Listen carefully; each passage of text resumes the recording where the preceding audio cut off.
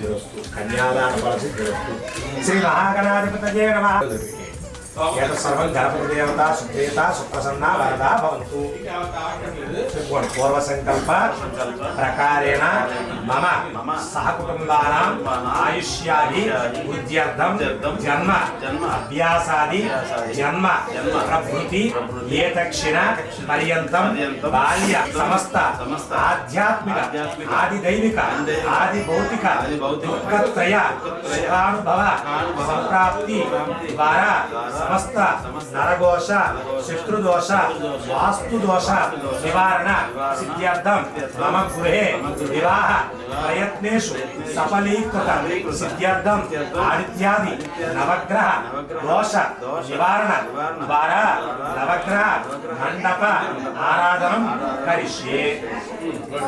चित्तितवतन्न भूतये विद्विषो विमृदो जहि स्वस्तिदावसत्पतिर्वतः मृदो अवसि कुसजाय वेदसे रघुनाथाय नाथाय सीताया पतये नमो नमः। सीता राम लक्ष्मण भरतशत्रुघ्न परिवार समेत सोत्सर आंजनेय स्वामी आवाहयामि स्थापयामि पूजयामि मनोजवं कृपयामि पूजयामि भास्कराय विद्महे महद्युतिकराय धीमहि तन्नो आदित्य प्रचोदयात् स्थापयामि पूजयामि। गुरवे सर्वलोकानां विशजे भवरोगिणां हृदये सर्वविद्यानां दक्षिणामूर्तये नमो नमः। साक्षात् 30 कोटि देवतामावाहयामि स्थापयामि पूजयामि। स्थिरो भव आवाहितेभ्यो सर्वेभ्यो देवताभ्यो नमो नमः। मध्ये वस्त्रमावाहयामि स्थापयामि पूजयामि। आकलसे शुदावती पवित्रे परिशुच्यते कैगुच्वडोद्धे यज्ञेषु वर्धते शपणि रमा सहित वीर वेंकट सत्यनारायण स्वामी व्रतम् अंगत्वेन मम गृहे विवाहादि संतानादि समस्त व्यापार व्यवहार उद्योग सर्वकार्य सफलीकृत सिद्ध्यर्थं रमा सत्यनारायण स्वामी स्वरूपाः वरुणकलशं आवाहयामि स्थापयामि पूजयामि। नारायणात्तायो जायते मनस्सर्वेन्द्रियाणि च विश्वति तदिदं परं पुण्डरीकं विज्ञानगणं तस्मात् इदापन्मात्रं ब्रह्मण्यो देवकीपुत्रो ब्राह्मण्यो मधुसूदनं सर्वभूतस्थमेकं नारायणं कारणपुरुषमकारणो परब्रह्मं तदर्वभिषेकमस्तु कनकाभिषेकमस्तु विद्याभिषेकमस्तु पुष्पाभिषेकमस्तु रजताभिषेकमस्तु हिरण्याभिषेकमस्तु। शिवाय विष्णुरूपाय शिवरूपाय विष्णवे शिवस्य हृदयं विष्णु विष्णोश्च हृदयं शिवः यदा शिवमयो विष्णु एवं विष्णुमयः शिवः विश्वदस्वामविष्णुः भवावाजस्सङ्गरे रमावीरमहिङ्गद सत्यनारायणस्वामिने नमः। मोक्षेरस्नानान्तरो शुद्धाचमनीयं समर्पयामि नमः। ऊरूं पूजयामि कुक्षस्थाखिलभुवनाय नमः। उदरं पूजयामि लक्ष्मीवक्षस्थलालयाय नमः। वक्षस्थलं पूजयामि कम्बुकण्ठाय नमः। कण्ठं पूजयामि पूर्णेन्द्रवक्त्राय नमः। वक्त्रं पूजयामि कल्पवृक्षमन्ताय नमः। दन्तां पूजयामि नासाक्रमौक्तिकाय नमः। नासिकां पूजयामि सूर्यचन्द्राग्निधारिणे नमः। नेत्रे पूजयामि सहस्रशिरसे नमः। शिरः पूजयामि विभवे नमः विष्णवे नमः श्रीमते नमः त्रैलोक्यभूषणाय नमः कान्तिमूर्ते नमः द्युतिमते नमः कामिने नमः कपित्तवनप्रियायै नमः शीघ्रकारिणे नमः।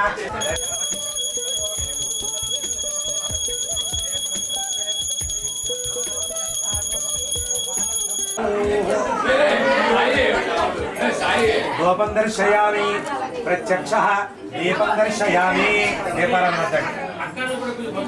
प्रत्यक्षः दीपं दर्शयामि गोपदीपानन्तरे नैवेद्यो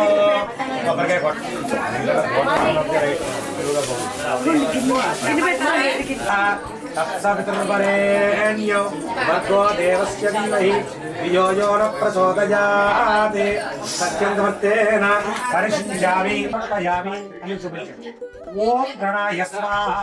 ఓం అపానాయ స్వాహ ఓం జ్ఞానాయ స్వాహ ఓం ప్రధానాయ స్వాహ ఓం సమానాయ స్వాహ ఓం బ్రహ్మణే స్వాహ మధ్యే మధ్యే పానీయం సమర్పయామి అమృతా పితా నమసి తాంబూలం సమర్పయామి తాంబూలం సమర్పయామి సత్యదేవాయ నమః తాంబూలం చరణానంతరే అధమంగళ నీరాజనం దర్శయామి సర్వేభ్యో నమస్తే అస్తు రూపేభ్యః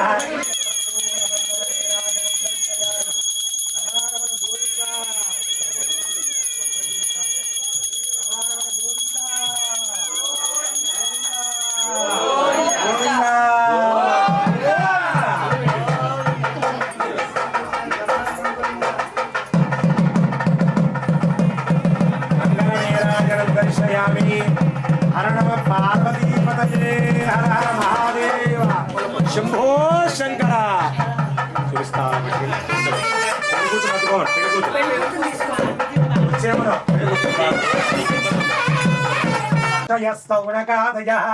ప్రపచ్చురానతం సర్వే సోతం పౌరాణికం ఖలు అగజానన పద్మార్ఘం గజానన మహర్నిశం అనేకదోతం భక్తానాం ఏకదంతముపాస్మహే. పూర్వం ఒకప్పుడు మహామునులందరూ కూడా నైమిసారాన్ని మనం కూర్చున్న వారి గురువు గారు అయినటువంటి సోతవర్ష వారిని చూసి అడుగుతున్నారట, అయ్యా గురువర్య, మనతో పాటుగా ఈ పూర్వకమునందు అనేక మానవ కోటి నివసిస్తూ ఉన్నారు కదండి. ప్రతి మానవుడికి ప్రతి ఇంటిలో చెప్పుకోలేనటువంటి కష్టాలు ఏవోటి ఉంటూ ఉన్నాయి కదా.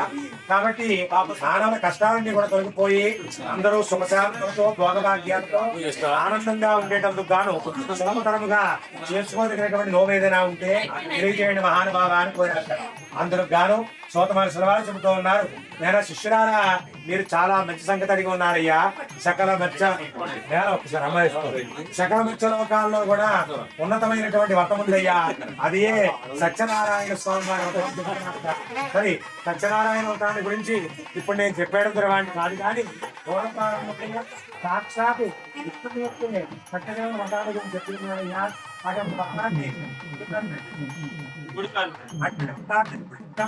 శ్రద్ధగా మరి పూర్వకాలం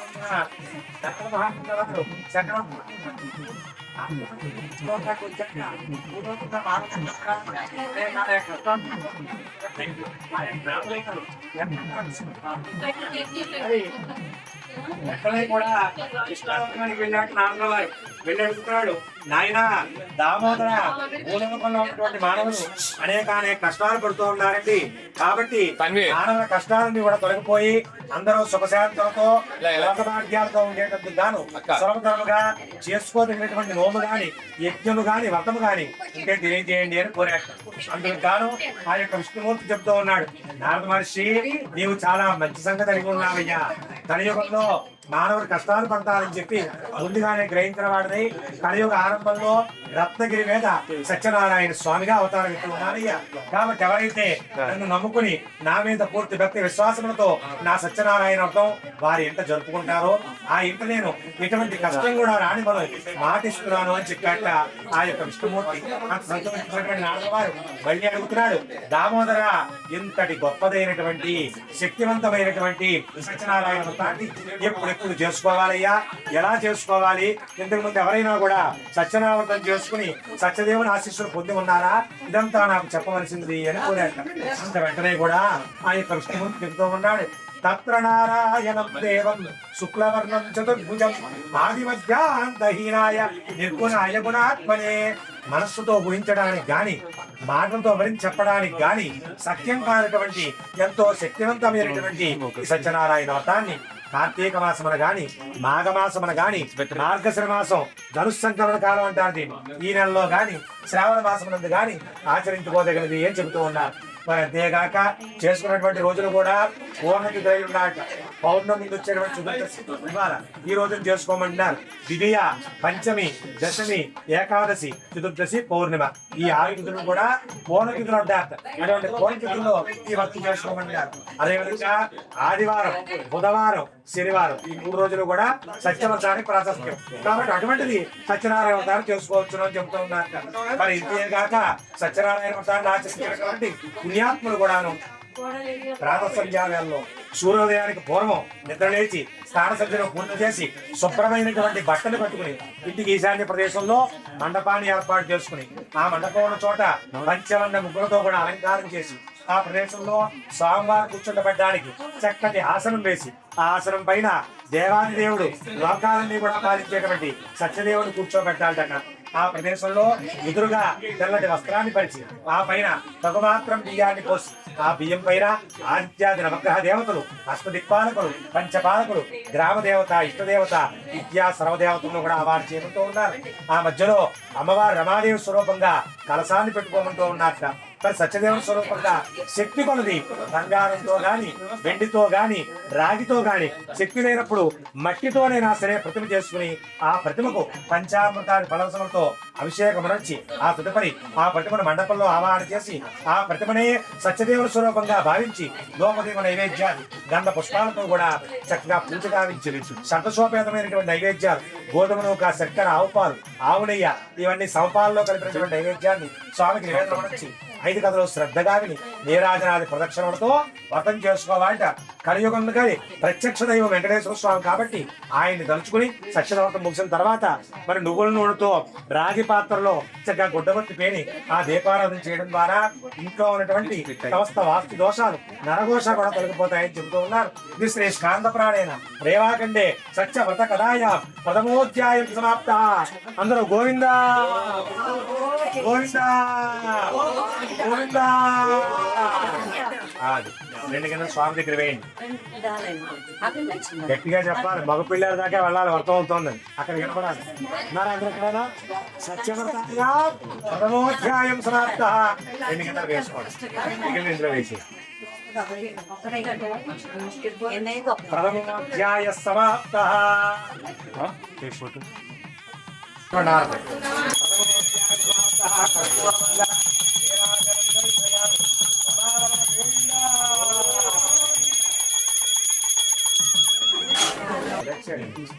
అధ్యాయ ప్రారంభ. అదానత్వం ప్రవక్ష్యామి కృతం ఏన పురాద్విజ కచ్చిత్ కాశీ పురేరణ్యే ఆసీత్ విప్రోతినిర్ధన సోతోవాచ. సోతమనుషుల వారు ఇంకా కూడా సత్యదేవుని యొక్క వ్రత మహిమల గురించి తెలియజేస్తూ ఉన్నట్ట. కాశీ క్షేత్రం పరమపవిత్రమైనటువంటి నిత్యము కూడా పరమేశ్వర నివాసం ఉండేటువంటి దివ్య ధామం అటువంటి కాశీ క్షేత్రం నందు ఒక బ్రాహ్మణోత్తముడు వస్తూ ఉండేవాట. ఆయన చెప్పుకోవడానికి వేదమంత్రాలన్నీ చెప్పుకున్నా కూడా తినడానికి తిండి లేక, కట్టుకోవడానికి బట్ట లేక దుర్భరమైనటువంటి దారిద్ర్య బాధను అనిపిస్తూ ఉన్నట్ట. అంటే వేద విద్య ఉన్నావు కదయ్యా, అన్ని విద్యలు చెప్పుకున్న వాడివి ఉన్నావు కదయ్యా, ఎందుకు ఇలా దుఃఖిస్తున్నావు అని అడిగాట. అంత వెంటనే కూడా బ్రాహ్మణుడు చెప్తూ ఉన్నాడు,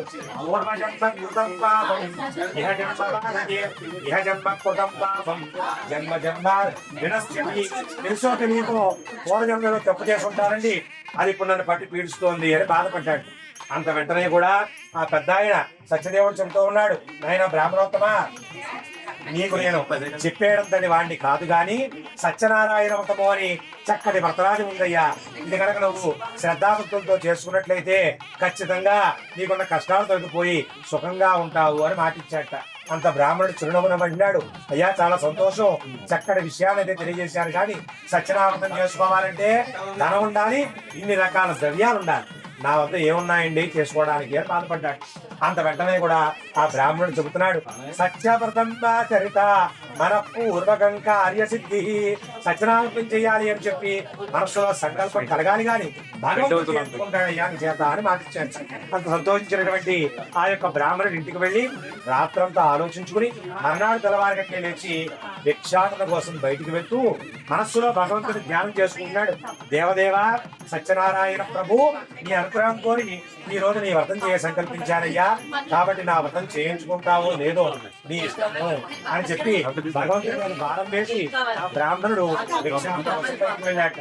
ఎప్పుడైతే బ్రాహ్మణుడు బయటకు వెళ్ళాడో ప్రతి ఇంట్లో ఉన్నటువంటి వారందరూ కూడా బయటకు వచ్చి, అయ్యా బ్రాహ్మణోత్తమ, ఇవాళ మీరు సత్యనామృతం చేస్తున్నారు కదా, మాకు తెలిసింది, ఇదిగో ఈ ద్రవ్యం పట్టుకు వెళ్ళండి అని ఆయనకి ఇస్తున్నారు. ఆశ్చర్యపోయాడు. నేను సత్యనామృతం చేసుకుంటున్నానని ఇంట్లో నా భార్య కూడా నేను చెప్పలేదు కదా, అటువంటిది గ్రామంలో అందరికీ ఎలా తెలిసింది? ఇదంతా కూడా భగవంతుని అనుగ్రహం అని చెప్పి తెలుసుకున్నవాడే ఇంటికి వెళ్ళి భార్యా పిల్లలతో కూర్చొని శ్రద్ధగా సత్యవ్రతం ఆచరించుకున్నట్టు ఆయన.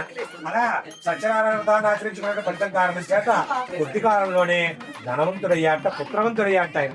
దాంతో అనుకున్నాడు, సత్యనారాయణ స్వామి అనుగ్రహ లీలలో ఏమని చెప్పవచ్చునయ్యా, ఇలా వ్రతం చేసుకున్నామో లేదో మనకి ఇట్టి సంపద, ఇట్టి భాగ్యం ఆ భగవంతుడు కలగజేశాడు కదా, కాబట్టి ఎప్పటికీ కూడా మనం సత్యనారాయణ స్వామి మరిచిపోకూడదు అని ఉద్దేశం చేత ఒక సంవత్సరం పాటు ప్రతిరోజు వ్రతం చేస్తాం అనుకున్నట్టు ఆయన.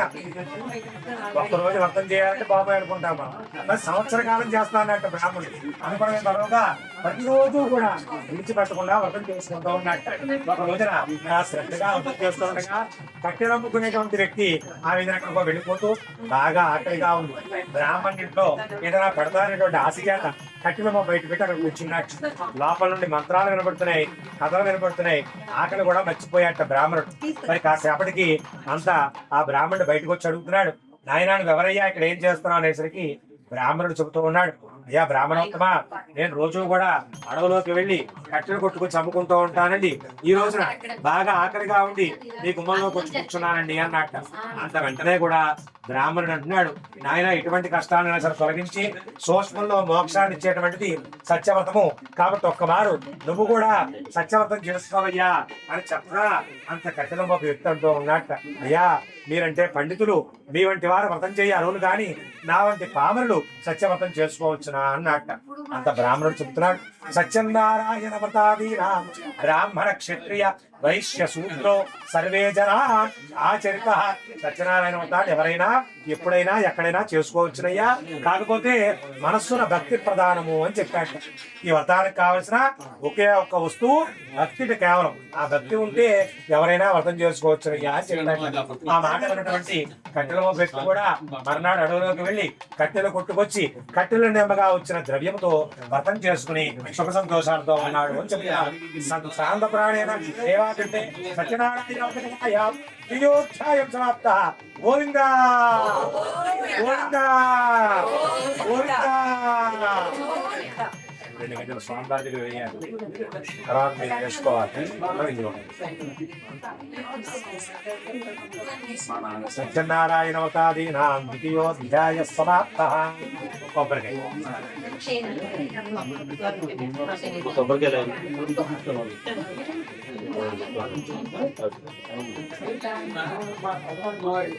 సత్యనారాయణ వ్రతం శ్రేష్టం సర్వదా కామ్యదప్రదం. నిష్కలంకో నిరంజనో నిర్వికల్పో నిరాఖ్యాతః శుద్ధదేవ ఏకో నారాయణః.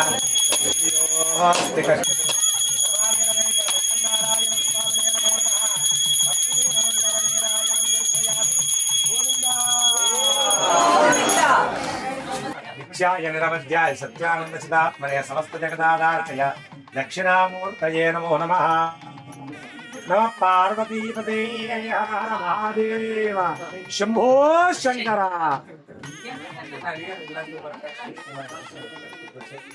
తృతీయోధ్యాయ ప్రారంభ. సాద్గుర్మంగళాని చ పూర్వకం ఏతేభ్యో బ్రాహ్మణేభ్యో నానా గోత్రేభ్యః సోత ఉవాచ. సోత మహర్షుల వారిగా కూడా సత్యనారాయణ స్వామి వారి యొక్క వ్రత మహిమల గురించి తెలియజేస్తూ ఉన్నట్ట. రాజా సప్తస్కాశీ మహాముని. పూర్వకాలంలో దుల్కానుడు అని రాజుగారు ఉండేవట. ఇంద్రియములను కూడా జయించిన వాడు చక్కగా రాజ్యపాలన చేస్తూ ప్రజలందరినీ కూడా సుభిక్షంగా చూస్తూ ఉన్నట్ట. ఒక రోజున రాజుగారు తన రాజ్యం చివరిలో ఉన్నటువంటి భద్రశీల నదీ తీరంలో కూర్చుని సత్యనారాయణ వ్రతం చేసుకుంటూ ఉన్నట్టు ఆయన. అలా రాజు వ్రతం చేస్తూ ఉండగా పడవ నిండా సరుకులు వేసుకుని నదిలో ఎక్కడికో వ్యాపార నిమిత్తం బయలుదేరి వెళ్ళిపోతున్నటువంటి ఒక వర్తకుడు, సాధువుడు ఆయన పేరు. ఆయన ఆ నదిలో వెళ్ళిపోతూ ఒడ్డున హడావుడిగా ఉంది. రాజుగారి దంపతులు కూర్చునేదో వ్రతం చేస్తున్నా చూద్దామని చెప్పి పడవ ఒడ్డుకు పట్టించి రాజుగారి వద్దకు వెళ్ళి అడుగుతున్నట్ట, అయ్యా రాజా, మీరు చేస్తున్నటువంటి వ్రతం ఏమిటండి, దేనికోసమండి ఈ వ్రతము అని అడిగాట. అంత వెంటనే కూడా ఆ రాజు చెబుతున్నాడు, నాయన వ్రత కూడా దీన్ని సత్యనారాయణ వ్రతము అంటారయ్యా. మాకు ఇప్పటి వరకు కూడా సంతాన భాగ్యం లేదు, సంతానం కోసమై భగవంతుడిని వేడుకుని ఈ వ్రతం చేసుకుంటున్నామయ్యా అని చెప్పాట. అంత సంతోషించినటువంటి ఆ యొక్క వర్తకుడు కూడా అంటున్నాడు, రాజా, నాకు కూడా ఇప్పటి వరకు సంతాన భాగ్యం లేదండి, నేను కూడా మీరు తెలియజేశారు కాబట్టి తప్పకుండా ఈ వ్రతం చేసుకుంటాను అని చెప్పి రాజుగారి దగ్గర సెలవు పుచ్చుకుని పడవలో ఉన్న సరుకులన్నీ కూడా అమ్ముకుని ఇంటికి వెళ్ళి భార్య అయినటువంటి లీలావతితో చెబుతున్నట్టు, ఓయ్ లీలావతి, సత్యనారాయణ వ్రతము అని చక్కటి వ్రతరాజు ఉందిగా, ఇది చేసుకుంటే సంతానాది సౌభాగ్యాలు కలుగుతాయిట. కాబట్టి మనకి ఎప్పుడైతే సంతానం కలుగుతుందో చంటి బిడ్డతో కూర్చుని వ్రతం చేసుకుందాము అని మొక్కుకున్నారు దంపతులు. అలా మొక్కుకున్న ఫలితంగా వారికి లేక లేక అనతి కాలంలోనే చక్కటి అమ్మాయి పుట్టిందిట. చాలా సంతోషపడిపోయారు. అమ్మాయిని కళావతిని నామకరణం చేసుకున్నట్ట అల్లారు ముద్దుగా పెంచుకుంటూ వస్తున్నారు.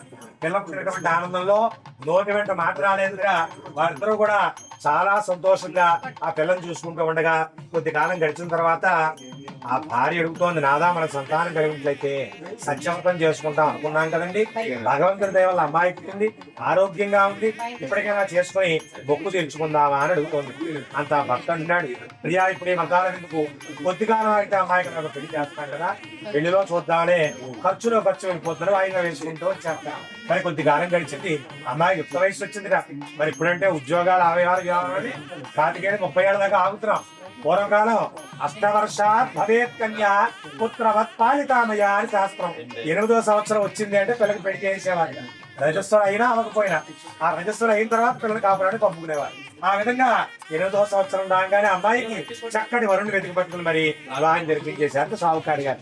ఆ కళ్యాణావిడిలో పడి వ్రతం మాట మర్చిపోయారు. అప్పుడు కూడా మరి అలా వ్రతం చేసుకుంటాం అని చెప్పి దాట వేస్తూ ఉండడం వల్ల భగవంతుడు అనుకుంటాడు, సత్యదేవుడు, మానవుడు కష్టం వస్తే భగవంతుడు అంటాం, లేదా తల్లిదండ్రి అంటాం, బ్రాహ్మణుడు అంటాం. కష్టం రాకపోతే ఏముంది, ఎవరు గుర్తుకురారు. కాబట్టి ముందు వీళ్ళ కష్టం తెలియజేద్దాం, నా కష్టం ఆ వ్రతం అన్ని కూడా గుర్తుకొస్తాయి కదా. పెళ్ళైనటువంటి 16 రోజుల పండుగ దాటుకుంటానే షావుకారు గారు అల్లుడితో అంటున్నారు, అల్లుడు గారు కూర్చుని తింటే కొండలు కరిగిపోతాయండి, వ్యాపారం చేసుకోవద్దాను లాక్కుపోయాడు.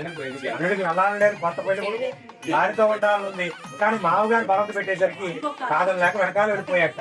మరి ఆ విధంగా ఇద్దరు కూడా పొరుగు దేశం చంద్రకేతు మహారాజు వెళ్ళిపోయారు. కూడా అలా వెళ్తూ భగవంతుని మాయ చేత అక్కడ దొంగలు ప్రవేశించి కోశాధికారంలో చొరబడి సొత్తు కాజేసుకుని పారిపోతూ ఉన్నారు.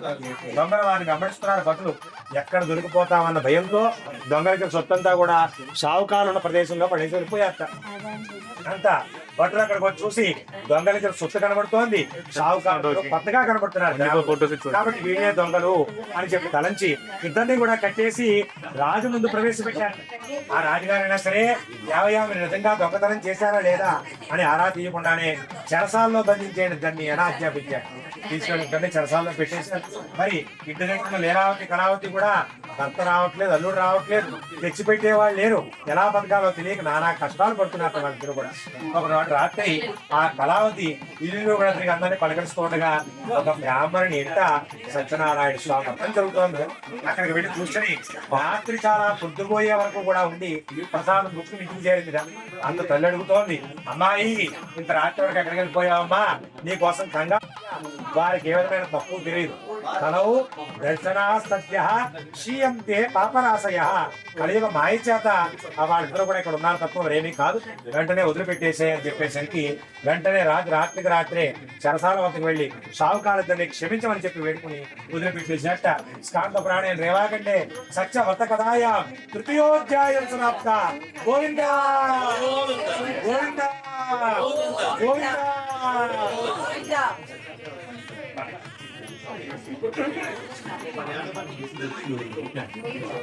కొబ్బరికాయ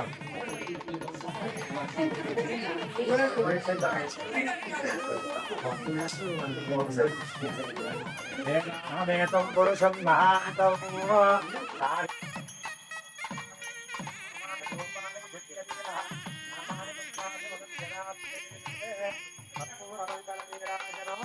సమర్పయామి. రమారమణ గోవింద.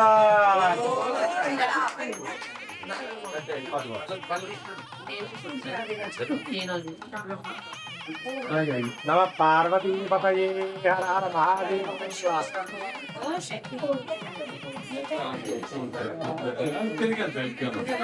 చతుర్థోధ్యాయ ప్రారంభ. యత్రాంకుర్వాసాధ్వమక్షరాణి చ పూర్వకం ఏతేభ్యో బ్రాహ్మణేభ్యో నానా గోత్రేభ్యః సూతోవాచ. సూతమహర్షి వారు సత్యనారాయణ స్వామి వ్రతాన్ని స్వామివారు వ్రతం చేసుకోవడం వల్ల కలిగినటువంటి ఫలితాన్ని మహిమల్ని కూడా తెలియజేస్తూ షావుకారిద్దరూ కూడా రాజు వదిలిపెట్టేశాడని సంతోషంతో రాత్రికి రాత్రి పడవ ఎక్కి వారి యొక్క స్వగ్రామానికి బయలుదేరి వెళ్ళిపోతున్నారు. కొంత దూరం వెళ్ళేసరికి సూర్యోదయం అవుతున్నప్పుడే అల్లుడు అంటున్నాడు, మామగారు కాలకృత్యాలు తీసుకుని స్థానసంచలు చేసి మళ్ళా బయలుదేరదామండి అన్నట్ట. ఇద్దరు కూడా పడవ ఉట్టుకు పట్టించి కిందకు దిగుతూ ఉన్నారు. వీళ్ళప్పుడు సత్యనారాయణ స్వామి అక్కడికి ఒక సన్యాసి రూపంగా వచ్చాడు. కలియుగంలో భగవంతుడు ఎప్పుడు కూడా మానవుడికి మానవుడి రూపంగానే కనబడతాడు. వచ్చి నిజంగా ఆయన వజ్ర కటక కిరీటాలు ధరించి వచ్చినా కూడా మన భగవంతుడిని గుర్తుపట్టలేం. పకట వేసుకోవడం పక్కన అంటాము, కలిమా ఇది. కాబట్టి అందువల్ల స్వామివారు ఒక సన్యాస రూపంగా వచ్చి అడుగుతున్నాడు, ఆయన పడవలంటే సదుకులు ఏమిటయ్యా, ఎక్కడి నుంచి ఎక్కడి దాకా వెళ్తున్నాను అడిగాడు. ఇద్దరు మాత్రం సరైన సమాధానం చెప్పట్లేదు. సన్యాసి ఎందుకు అడుగుతున్నావయ్యా, మా పడవలో ఏముంటే నీకెందుకు, మా పడవలో ఆకులు అలము తప్ప ఇంకేం లేవని అసత్యం పలికేత వాళ్ళిద్దరూ కూడా. ఎప్పుడైతే అబద్ధం చెప్పారో చూస్తూ ఉండగా కళ్ళకు మాయ కట్టినట్టుగా పడవలో సామాన్లండి ఆకులుగా మారిపోయాయి. ఆశ్చర్యపోయారు. ఏమిటి ఇదో మాట వలస కంటే నిజంగా జరిగింది ఎందువల్ల అని చెప్పి ఇద్దరు బాధపడుతూ ఉండగా ఆ సన్యాసి చెప్తున్నాడు, నాయన ఎప్పుడు ఎవరి ఎందు కూడా పొరపాట్లు తప్పుగా మాట్లాడకూడదు. అందులో కలియుగంలో కనిపించేటువంటి ప్రతి మనిషిని కూడా భగవంతుడి స్వరూపంగా చూడాలట.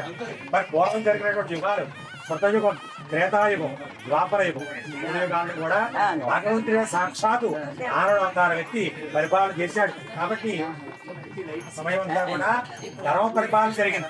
కానీ ఇది కలియుగం, కలియుగాన్ని పాలించేటువంటి వాడు కలి పురుషుడు. కాబట్టి మానవుల్లో వచ్చేటువంటి ఆలోచనలు కూడా రాక్షసంగా ఉంటాయి. కాబట్టి ఇటువంటి తామస రజో గుణ భేదాలను పోగొట్టుకున్నటువంటి వాడు, హరిషద్వర్గాలను జయించిన వాడే ఈ కలియుగంలో భగవంతుని సాన్నిధ్యాన్ని పొందగలడు. కాబట్టి కలియుగంలో దైవం మానుష్య రూపేణ అని శాస్త్రం. ఈ కలియుగంలో కనబడేటువంటి ప్రతి మనిషిని కూడా భగవంతుని రూపంగా ఆరాధన చేయగలిగినప్పుడే భగవంతుని సాక్షాత్కారం మనకు కూడా కలుగుతుందయ్యా అని చెప్పగా విని తప్పు తెలుసుకున్నటువంటి వారిద్దరూ కూడా పాదాల మీద పడ్డారు. మహానుభావ, మీరేమిటో మీ మహత్యం ఏంటో తెలియక చాలా తప్పుగా ప్రవర్తించామండి, మమ్మల్ని మండించి మా సామాగ్రి మాకు ఇప్పించండి అయ్యా అని ప్రార్థించారు. అంత భగవంతుడు వచ్చినాడు, యద్భావం తద్భవతి. ఏ ఆలోచనతో ఏ మనస్సుతో ఎదుటివారి పట్ల ఏ దృష్టితో ఎలా చూస్తామో వారు అలా కనబడతారు. ఎదుటివాడు చెడ్డవాడు అనుకుంటే కనబడేవాడు చెడ్డగా కనబడతాడు, మంచివాడు మనవాడు అనుకుంటే అందరూ మనవాళ్ళే. కాబట్టి భగవంతుడు ఎక్కడో లేడయ్యా, కనబడేటువంటి మనిషిలోనే ఉన్నాడు, వెళ్ళి శ్రద్ధగా చూడండి, మీ సామాన్ ఎక్కడికి పోలేదు అని చెప్పాడు. ఇద్దరు కూడా పడవెక్కి చూసుకున్నారు, ఎక్కడ సర్దుకున్న సామాన్ అక్కడ సురక్షితంగా చాలా సంతోషపడి పడవతో పాటుగా వారి గ్రామం చేరుకున్నారు. మరి ఇంటి దగ్గర సత్యవ్రతం చేసుకుంటున్నటువంటి భార్యా కుమార్తె లీలావతి కళావతి కూడా భర్తాళుడు గ్రామాన్ని చేరనే వార్త తెలిసింది. చాలా సంతోషపడిపోయారు. మనం చేసుకున్నటువంటి వ్రత ఫలితంగా వారు వచ్చారు కదా అని ఆనందపడి చేసుకుంటూ ఉన్న భర్త పాటు మర్చిపోయాక చాలా కాలం అయిపోయింది, భర్తను చూడాలి, అల్లుడిని చూడాలి అనేటువంటి ఆత్మ చేత పరుగు పరుగున లేచి నదీ తీరానికి వెళ్ళిపోయారు ఇద్దరు కూడా. ఎప్పుడైతే వ్రతం పూర్తిగా చేసుకున్నా కూడా వ్రతాన్ని తీసుకోకుండా కలక్షతలు వేసుకోకుండా వాళ్ళు యోజనకి వెళ్ళిపోయారో భగవంతుని మాయ చేత కలిమాయ చేత నదిలో పెద్ద అలొచ్చి పడవతో పాటుగా అల్లుడు లాక్కుపోతోంది. నేనున్న వారంతో బాధపడుతున్నారు, ఏమిటిది ఉన్నట్టుండి మాయ జరిగింది మన కళ ముందు అని బాధపడుతూ ఉండగా భగవంతుడు దేవుడు మాయ రూపంగా ఆకాశం నుండి మాట్లాడబడుతున్నాయి వాళ్ళు. ఆయన భర్త కూడా నీ భార్య నీ కుమార్తె నా వ్రతం పూర్తిగా చేసుకున్నాను కానీ నా ప్రసాదం పుచ్చుకోలేదు కాబట్టి నీకు ఇటు కష్టం వచ్చింది అని చెప్పారు. ఆ మాట విన్నటువంటి వారిద్దరూ కూడా వెంటనే భక్తు తెలుసుకుని అడుగున ఇంటికి వెళ్ళి స్వామివారి పూజ చేసుకుని ప్రసాదం పుచ్చుకుని నదీ తీరానికి వచ్చేసరికి పడవ సురక్షితంగా పైకి వచ్చింది. దాంతో వారందరూ కూడా మళ్ళా తప్పు తెలుసుకుని మొత్తం అందరూ కూడా కూర్చుని వ్రతం చేసుకుని బతిలో కాలం కూడా సుఖంగా ఉండి అంచమున విష్ణుమూర్తి పాదాల వద్దకు చేరిపోయారు. స్కాంద ప్రాణి రేవాకంటే సత్యనారాయణ కథాయ చతుర్థోధ్యాయం సమాప్త. గోవిందా గోవిందా గోవిందా గోవిందా. సామ్రాజ్య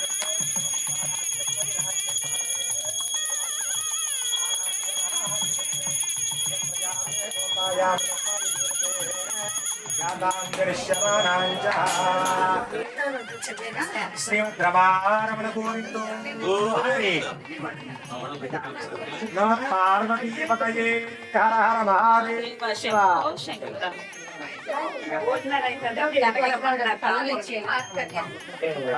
బయట ఉండవాళ్ళ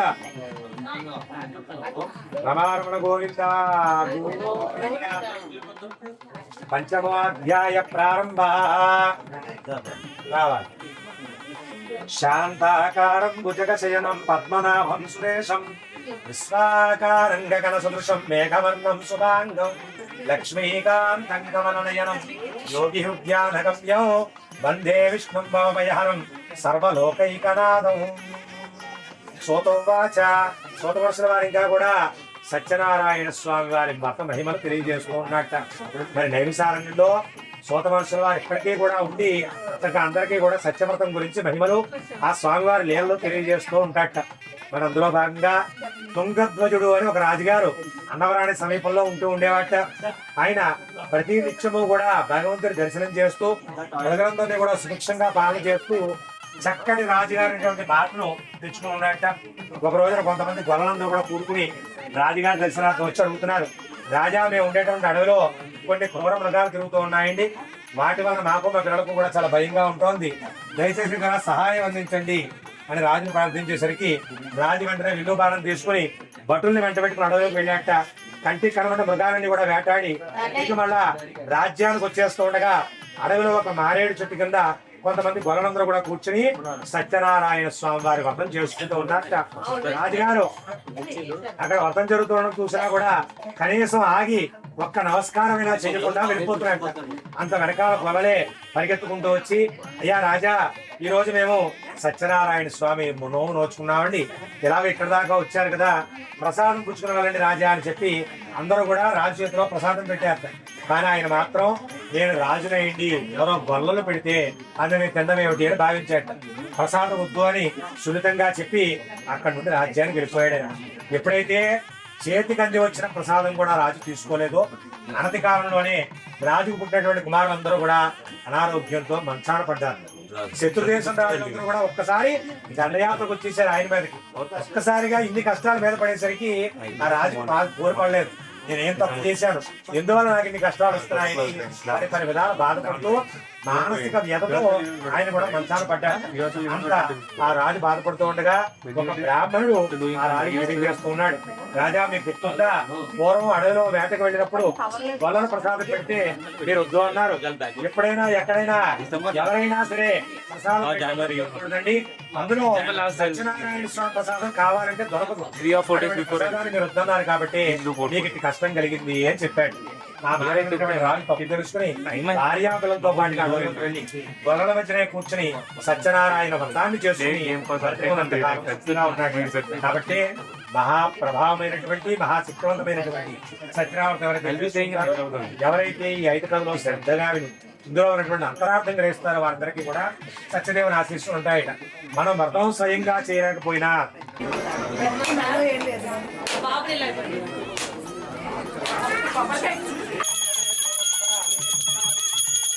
వెంకటేశ ప్రసేద ప్రసేద ప్రియం వెంకటేశ ప్రయచ్చ ప్రయచ్చ. శ్రీమద్రమారమణ గోవిందో హరి గోవింద గోవింద గోవింద గోవింద. నిత్యాయ నిరవధ్యాయ సత్యానంద చిదాత్మనే సమస్త జగదాధారాయ దక్షిణామూర్తయే నమో నమః.